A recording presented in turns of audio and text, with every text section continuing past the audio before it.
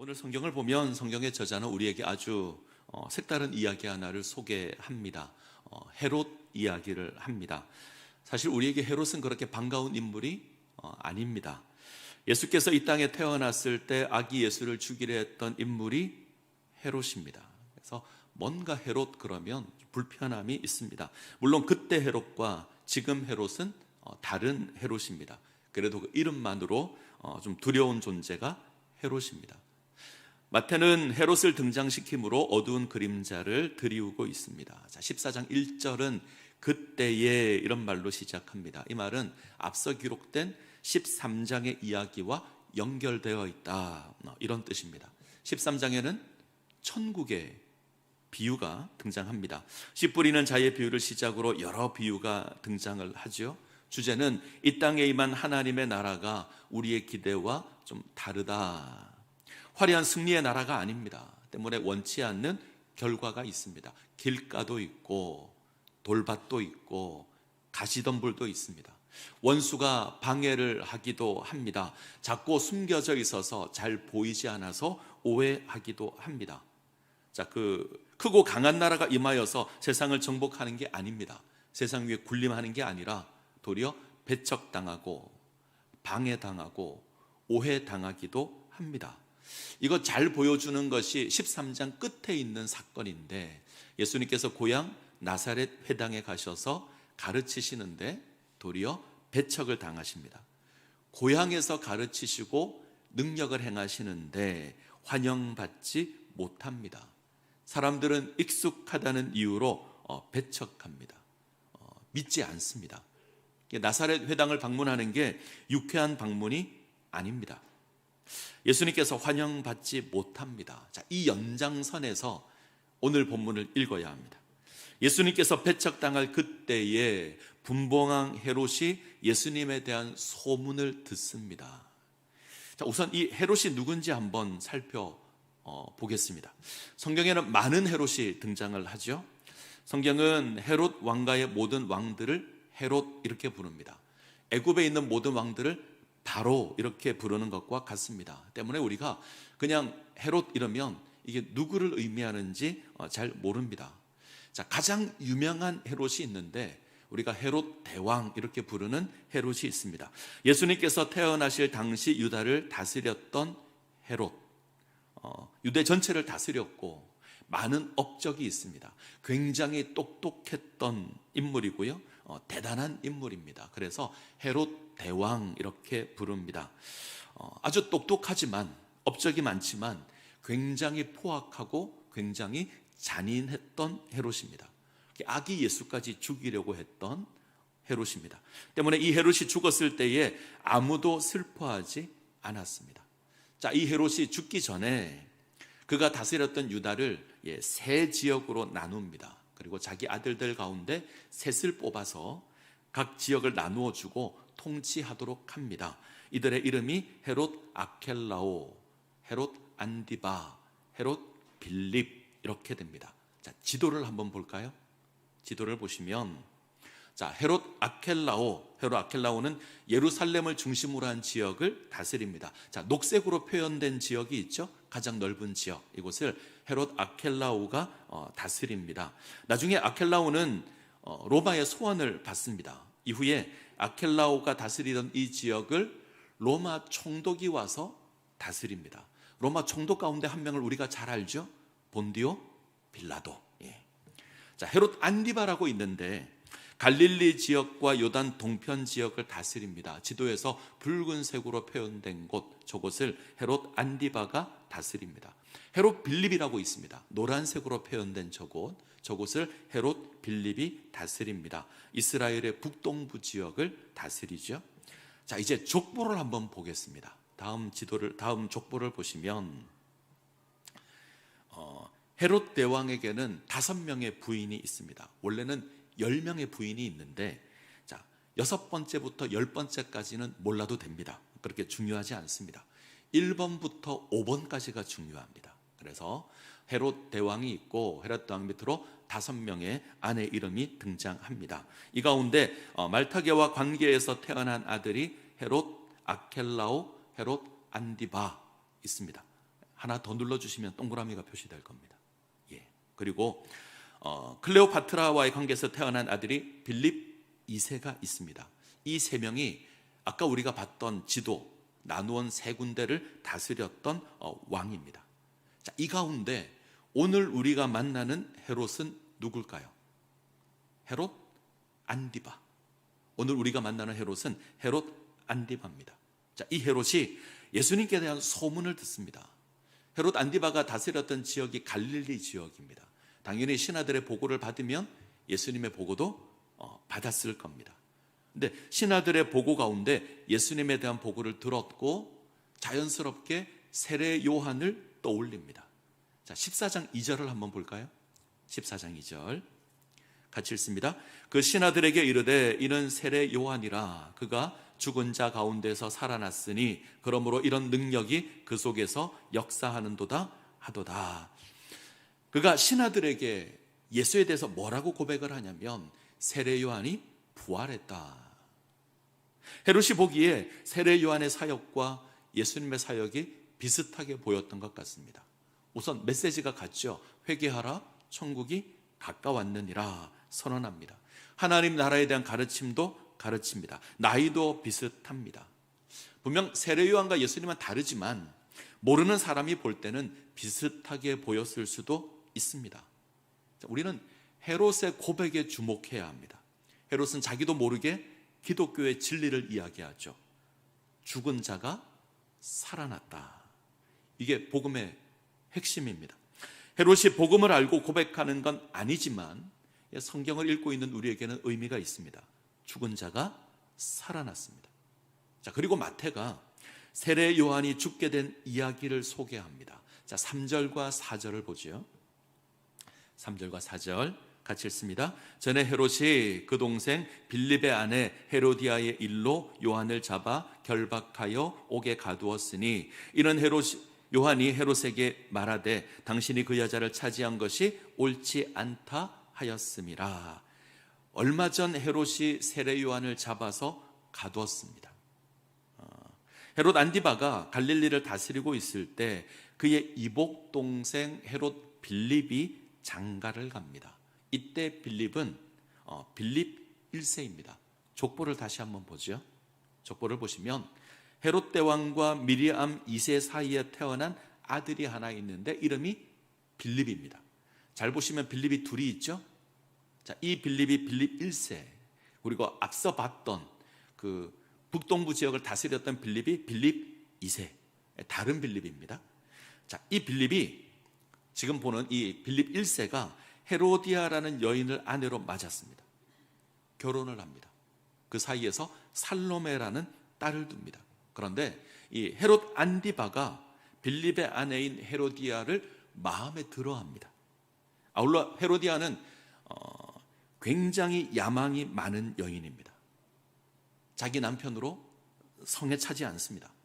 그리고 헤롯 안디바가 자기를 마음에 들어 한다는 것을 압니다. 그래서 부추겨서 이 헤롯 안디바가 빌립에게서 자신을 빼앗아 가도록 만듭니다. 무슨 막장 드라마 같은 일이 일어납니다. 헤롯 안디바가 자기 아내와 이혼을 하고 이복 동생 빌립의 아내를 빼앗아서 자기 아내를 삼았습니다. 있을 수 없는 일입니다. 그런데 사람들이 아무 말도 못합니다. 왜요? 헤롯 안디바는 왕입니다. 그래서 아무도 말하지 못합니다. 오직 한 사람이 헤롯의 행동을 비난합니다. 바로 세례 요한입니다. 세례 요한은 동생의 아내를 취하는 일이 잘못되었다 선포합니다. 자, 이 일로 기분이 상한 헤로디아가 헤롯을 권하여서 세례 요한을 잡아다가 옥에 가두어 버립니다. 헤로디아는 자신의 불륜을 비방하는 요한을 죽이기를 원했지만 헤롯은 참아 죽이지 못합니다. 헤롯은 스스로 세례 요한이 선지자라고 생각했고, 그리고 백성들이 선지자라 여기는 요한을 죽이는 것을 두려워합니다. 죽이지 못하고 감옥에 가둬둡니다. 헤로디아는 틈만 나면 기회를 봐서 죽이려고 합니다. 그러다 헤롯 생일 파티 때에 좋은 기회가 오죠. 헤로디아의 딸 살로메가 춤을 추어서 왕을 기쁘게 합니다. 헤롯이 살로메에게 한 가지 소원을 들어주기로 약속합니다. 다른 성경을 보면 나라의 절반이라도 내가 너에게 주겠다, 큰 소리를 칩니다. 이때 살로메가 헤로디아의 말을 따라서 세례 요한의 목을 요구합니다. 헤롯이 근심은 하지만 자기가 한 맹세를 인하여서 세례 요한을 죽입니다. 자, 이 이야기가 본문에 등장합니다. 하나님의 선지자가 허망하게 죽임을 당했습니다. 진리를 선포한 선지자가 인간 권세에 의해서 목숨을 잃었습니다. 자, 이 일이 일어난 지 얼마 안 되어서 이 헤롯이 예수님에 대한 소문을 들은 겁니다. 그리고 자연스럽게 세례 요한을 떠올렸습니다. 죽은 세례 요한이 다시 살아났다. 자, 죽은 요한이 살아났으니 그 마음이 어땠을까요? 다행이라고 생각했을까요? 아닐 겁니다. 두려워했을 겁니다. 그리고 불편했을 겁니다. 분명한 건 헤롯은 예수님에 대해서 그렇게 호의적이지 않습니다. 자, 여기서 우리가 고민을 하나 해야 합니다. 왜 복음서 기자는, 복음서를 기록한 마태는 이 내용을 기록하고 있을까? 왜 헤롯 이야기와 세례 요한 이야기를 기록하고 있을까? 첫 번째 이유는 새로운 위험이 임했다는 겁니다. 이전보다 훨씬 강한 위험이 임했습니다. 안 그래도 환영받지 못했습니다. 종교 지도자들이 배척했고 서기관과 바리새인이 노골적으로 예수를 대적했습니다. 예수님의 가족도 예수를 만류했고요, 고향 나사렛 사람들도 예수를 반대했습니다. 환영받지 못했습니다. 그런데 또 다른 대적이 나타났습니다. 이번에는 왕입니다. 이 헤롯 왕 뒤에는 로마가 있습니다. 로마 제국이 나타났습니다. 정치적인 반대입니다. 지금까지는 종교적인 반대였습니다. 바리새인과 서기관 이들이 예수를 대적한 건 종교적인 이유 때문이었습니다. 근데 이제는 왕이 등장을 합니다. 나사렛 사람들이 반대한 것과는 차원이 다를 겁니다. 훨씬 더 강한 적이, 훨씬 더 위험한 적이 등장했습니다. 자, 두 번째 기록한 목적은 예수님의 죽음을 예표하기 위해서 기록을 합니다. 예수님께서 앞으로 감당할 십자가의 죽음, 부활, 이것을 세례 요한을 통해서 예표, 암시하는 겁니다. 가끔 이런 이야기가 있습니다. 드라마 같은 데서 나올 수도 있는데, 두 사람이 같은 목적지를 두고 여행을 합니다. 한 사람이 먼저 출발하고 한 사람이 좀 이따 출발을 합니다. 쉽지 않은 여행인데 도중에 앞서 출발했던 사람이 죽어 있는 걸 뒤에 있는 사람이 발견합니다. 그러면 어떤 느낌을 가질까요? 나에게도 큰 어려움이 있을 것 같다. 나도 죽을지 모른다. 이런 생각이 들을 겁니다. 딱 그런 이미지로 마태가 기록합니다. 예수님 앞서 등장하며 하나님 나라의 사역을 감당했던 세례 요한이 죽었습니다. 이것은 예수님 역시 동일한 길을 걷게 될 것을 보여주는 겁니다. 세례 요한을 거부하고 그의 생명을 앗아간 세상은 예수를 거부하고 예수를 십자가로 몰아갈 겁니다. 예수님 역시 고난당하게 될 것이고 십자가에서 죽임을 당하게 될 겁니다. 자, 이 부분은 잠시 후에 다시 보겠습니다. 자, 성경을 조금 더 자세히 봐야 하는데, 자, 13절을 보죠. 13절 같이 읽습니다. 예수께서 들으시고 배를 타고 떠나사 따로 빈들에 가시니 무리가 듣고 여러 고을로부터 걸어서 따라간지라. 예수께서 들으시고, 예수님께서 뭘 들었을까요? 언뜻 보면 12절에 답이 있는 것 같습니다. 12절을 보시면 요한의 제자들이 와서 시체를 가져다가 장사하고 예수께 아뢰니라. 그래서 세례 요한의 제자들이 요한의 죽음을 알린 것을 들었다, 이렇게 볼 수 있습니다. 그런데 아닙니다. 이건 이미 오래전에 들은 겁니다. 그러면 예수님께서 뭘 들었을까요? 1절과 2절을 들었습니다. 자, 3절부터 12절까지는 괄호에 넣어야 합니다. 이건 과거에 일어났던 일입니다. 자, 1절과 2절 다음이 13절입니다. 자, 1절과 2절을 다시 한번 볼까요? 1절, 2절 같이 읽습니다. 그때에 분봉왕 헤롯이 예수의 소문을 듣고 그 신하들에게 이르되 이는 세례 요한이라 그가 죽은 자 가운데서 살아났으니 그러므로 이런 능력이 그 속에서 역사하는 도다 하더라.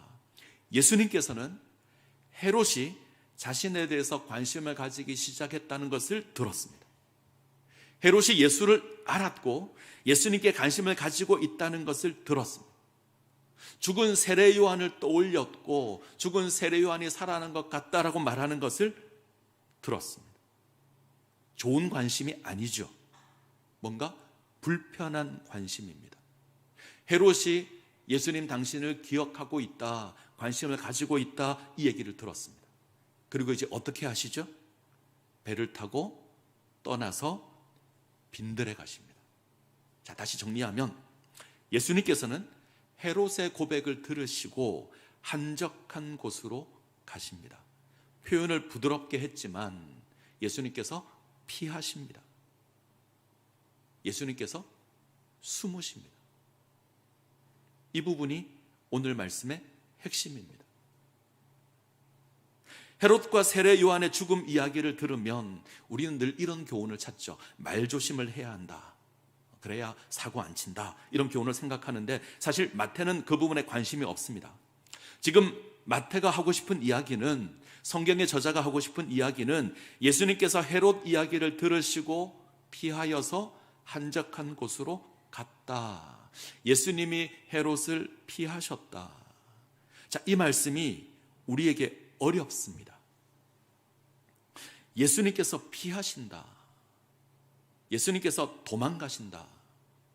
우리는 이 말씀이 좀 불편할 겁니다. 그러면 생각을 해보죠. 왜 피하셨을까? 세례 요한의 죽음에 대한 슬픔 때문에 피하셨을까? 헤롯이 두려워서 피하셨을까? 우리는 정확한 이유를 모릅니다. 그러나 성경에 나와 있는 내용만 보면 헤롯이라는 두려움이 등장했고 새로운 원수가 등장했고 예수께서 피하고 계십니다. 우리 마음 한편에 의문이 생기죠. 왜 예수님께서 두려워하실까? 예수님께서 맞서 싸우실 수 없을까? 예수님의 능력으로 헤롯 정도 이길 수 없을까? 예수님의 헤롯보다 약한가? 이런 의문이 생기잖아요. 초대 교회 교인들이 지녔던 질문입니다. 교회 핍박이 임할 때마다, 로마 제국의 핍박이 임할 때마다 지녔던 질문입니다. 왜 하나님을 믿는 우리가 고난을 당하는가? 우리 주님은 로마 황제보다 약한가? 주님께서 황제를 한 방에 제압할 수 없는가? 늘 이 질문을 가졌습니다. 자, 이 질문에 대한 답도 좀 이따 보겠습니다. 맥스 루카도는 오늘 본문을 소재로 폭풍의 눈, 이런 책을 썼습니다. 우리나라 말로는 거친 세상에서 실패하거든, 이런 제목으로 출판이 되어 있는데 아마 절판이 된 것 같습니다. 이 책의 내용을 간단히 정리하면 이런 겁니다. 헤롯이 자신의 존재에 대해서 알았으며 관심을 가지고 있다는 것을 알게 된 이 날은 예수님의 생애에 있어서 스트레스가 가득한 날이었다.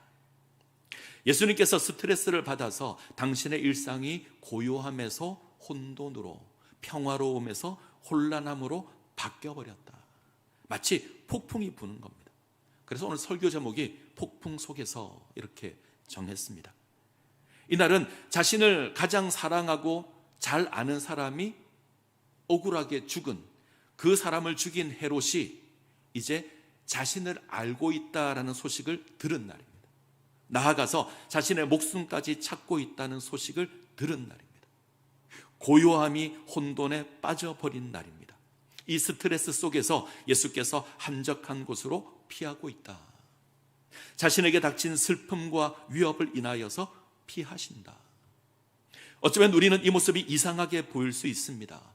마음에 들지 않을 수도 있습니다. 우리는 이렇게 고백할 수 있습니다. 예수께서 위험을 두려워하여서 피하다니, 십자가의 죽음도 두려워하지 않는 그분이 헤롯이 뭐가 두려워서 피하겠는가? 우리는 이런 생각을 할 수 있습니다. 막스 루카도도 똑같은 이야기를 합니다. 그리고 아주 의미심장한 표현으로 오늘 본문에 대한 교훈을 제시합니다. 이렇게 고백합니다. 예수님은 당신의 기분이 어떤지 알고 있습니다. 예수님은 당신의 기분이 어떤지 알고 있습니다. 당신의 마음을 알고 있습니다. 예수님께서는 인생이 당하는 그 절망의 감정을 친히 감당하고 있다는 겁니다. 사랑하는 사람을 잃었을 때의 그 슬픔과 절망을 예수님 아십니다. 하나님의 자녀가 고난당할 때 느끼는 두려움도 알고 계시고 그 외로움도 알고 계십니다. 모든 상처, 모든 고통, 모든 스트레스, 모든 감정 다 알고 계시고 예수님 그것을 경험하고 있습니다. 이것을 인해서 지금 폭풍을 피하시는 겁니다. 자, 히브리서 4장 15절. 우리에게 있는 대제사장은 우리의 연약함을 채울하지 아니하는 자가 아니요 모든 일에 우리와 한결같이 시험을 받은 자로되 죄는 없으시니라. 2장 18절. 자기가 시험을 받아 고난을 당하셨은즉 시험 받는 자들을 능히 도우시느니라. 이 두 말씀이 의미하는 건 예수님 우리가 지니는 모든 고통 당신도 똑같이 경험하신다는 겁니다. 우리가 가지는 모든 감정들 예수님께서 동일하게 경험하십니다. 때문에 성경이 고백합니다. 하나님이 예수님께서 우리를 도우실 수 있습니다. 우리와 똑같은 고난을 당하셨기에 우리가 느끼는 모든 감정 그분도 느끼시기에 우리를 위로할 수 있고 우리를 도우실 수 있습니다. 자, 저는 동일하게 생각합니다. 예수님이 피하셨다라는 게 예수님의 메시아됨을 거부하지 않습니다. 예수님께서 우리를 구원하기 위해서 완전한 인간으로 임하셨습니다. 그분은 스스로 우리 자리까지 낮아지셨고 우리가 당하는 고통을 경험하고 계시고 우리가 당하는 그 마음의 아픔도 동일하게 느끼십니다. 우리가 감당해야 될 죄의 무게를 친히 감당하십니다. 그래서 십자가를 지십니다. 이것을 인하여서 예수님께서는 우리가 상처 입었을 때 위로자가 되시고 우리를 돕는 자가 되십니다. 자, 그러면 다시 묻겠습니다. 그러면 예수님께서 왜 헤롯을 피하셨을까? 우리를 구원하시는 그 뜻을 이루기 위해서 피하시는 겁니다. 하나님의 뜻을 이루기 위해서 피하시는 겁니다. 스스로 불편한 자리로 가시는 겁니다. 우리는 비슷한 말씀을 살핀 적이 있습니다. 자, 마태복음 12장 14절 15절 자막을 보죠. 마태복음 12장 14절 15절 같이 읽습니다. 바리새인들이 나가서 어떻게 하여 예수를 죽일까 의논하거늘 예수께서 하시고 거기를 떠나가시니 많은 사람이 따르는지라. 예수께서 그들의 병을 다 고치시고. 자, 이 앞쪽에 뭔 사건이 있냐면 예수님께서 안식일 회당에서 한편 손 마른 사람을 고치십니다.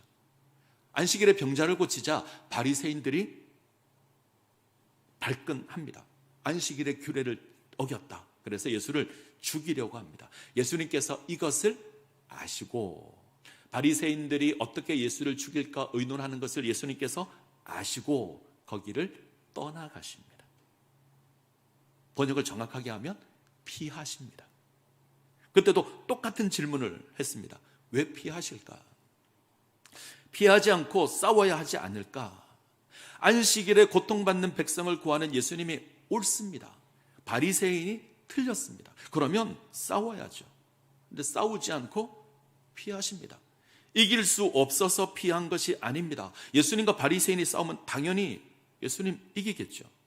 바리새인과 논쟁하면 당연히 예수님 이기실 겁니다.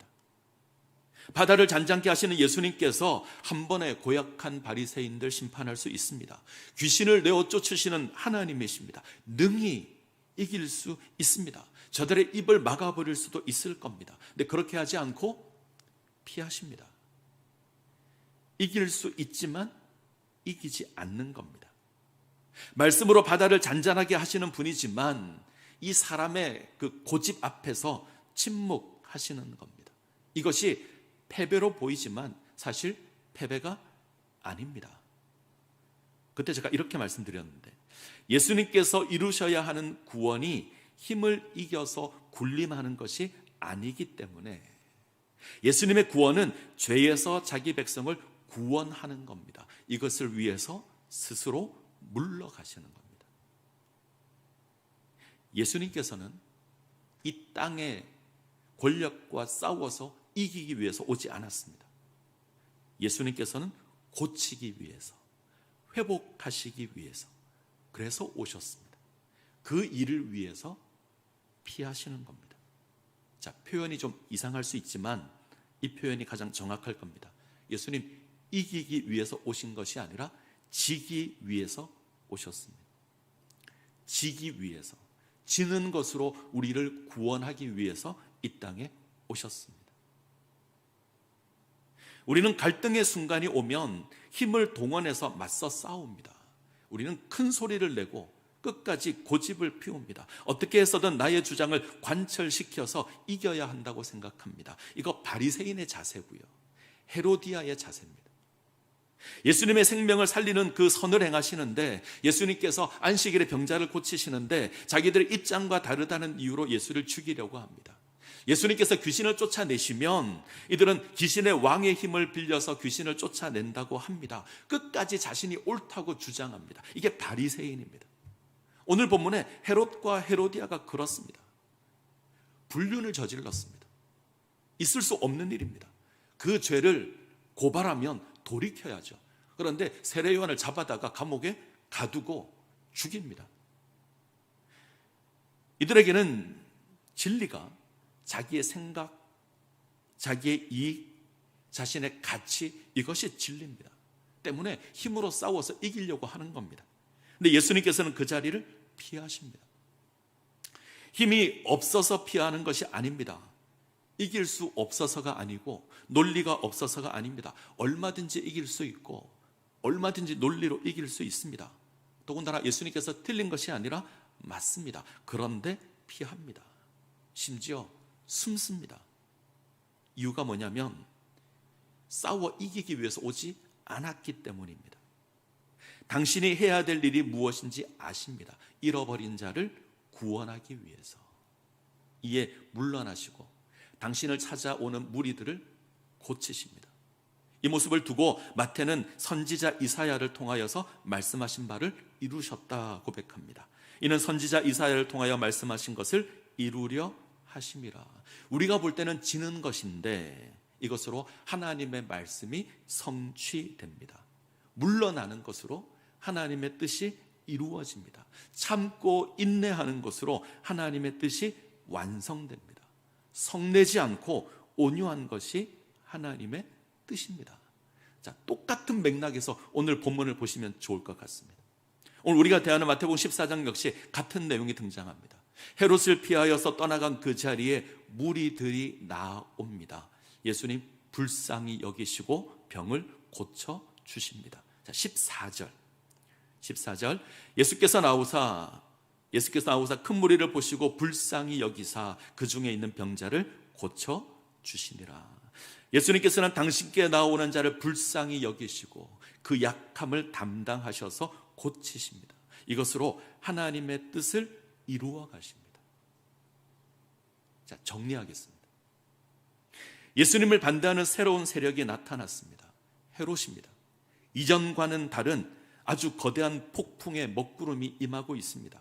예수님 피하십니다. 맞서 싸우지 않습니다. 근데 성경은 이것으로 하나님의 뜻을 이루어지고 있다, 하나님의 뜻이 이루어지고 있다 고백합니다. 예수님 이기기 위해서 이 땅에 오신 것이 아닙니다. 지기 위해서, 인간에게 져서 십자가를 지고 죽임 당하기 위해서, 그래서 오셨습니다. 지기 위해서 오셨기에 물러나시는 겁니다. 십자가에 죽기 위해서 이 땅에 오셨습니다. 힘이 없어 십자가를 지는 게 아닙니다. 우리를 구원하기 위해서 십자가를 지십니다. 상한 갈대인 우리를 구원하기 위해서 이 땅에 오셨고 상함의 자리에 세워지십니다. 꺼져가는 우리를 구원하기 위해서 당신의 살과 피를 흘리십니다. 우리의 연약함을 감당하십니다. 이것을 위해서 친히 지는 길을 걸어가십니다.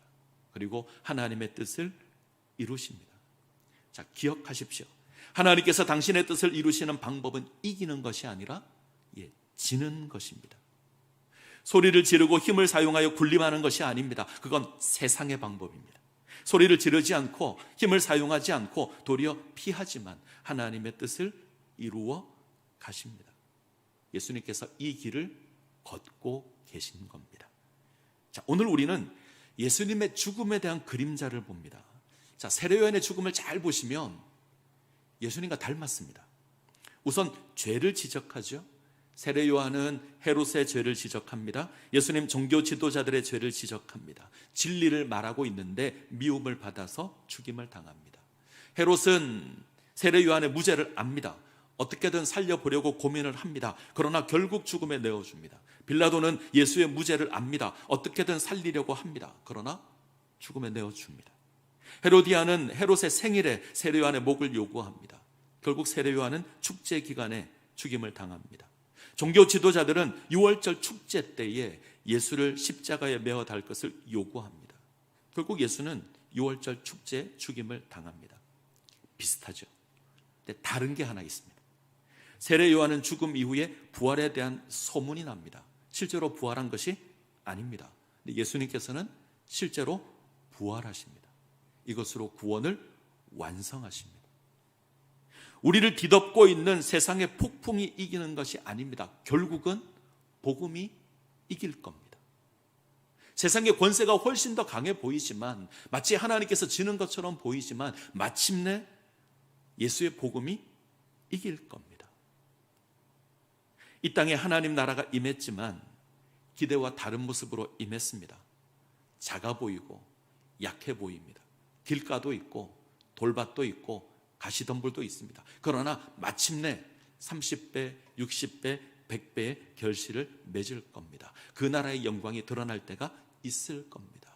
우리는 그 사실을 기억하고 이 믿음의 길을 걸어가야 합니다. 때로 폭풍이 임할 수 있죠. 두려운 폭풍이 우리 가운데 임할 수 있습니다. 그러나 우리 주님 걸어가신 그 십자가의 길 기억하며 걸어가야 합니다. 지는 것이 이기는 겁니다. 예수의 복음이 이길 겁니다. 이 사실을 기억하며 예수의 십자가를 지고 그분을 쫓아가는 주의 백성들 되시기를 간절히 소원합니다.